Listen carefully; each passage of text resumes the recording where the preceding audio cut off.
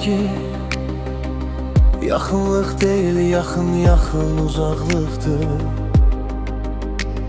Sevgi qovuşmaq deyil, qovuşmadan ayrılıqdır. Gecələri sevmək, səhərə darıxmaqdır sevgi.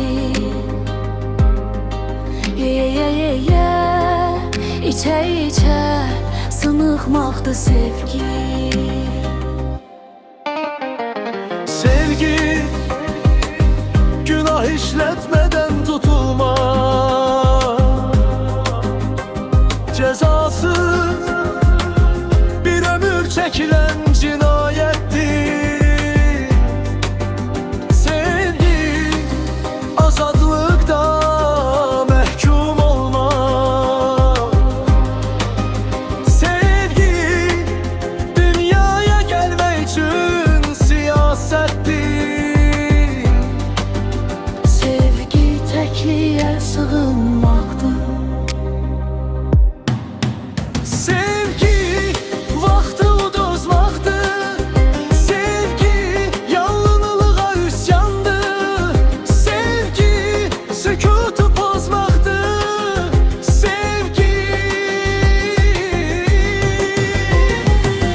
Küçük adamları şəkillərdə böyütməkdir. Sevgi böyük ürəkləri bağlı qapı arxasında çürütməkdir. Alnında yeri boş qaladı, ürəyə yazmaqdır sevgi.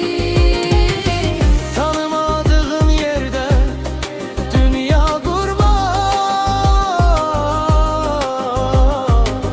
Tanıdığın küçede azmaktır sevgi. Özünü itirerken her şeyi tapmaktır sevgi. Birini düşünerken hamını unutmaktır sevgi. Sevgi vaxtı uduzmaqdır. Sevgi yalnızlığa üsyandır. Sevgi sükutu pozmaqdır. Sevgi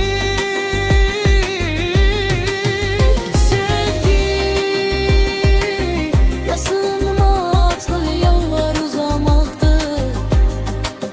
Sevgi qovuşmaqdır, buluşmadan ayrılıqdır. Sevgi təkliyə sığınma.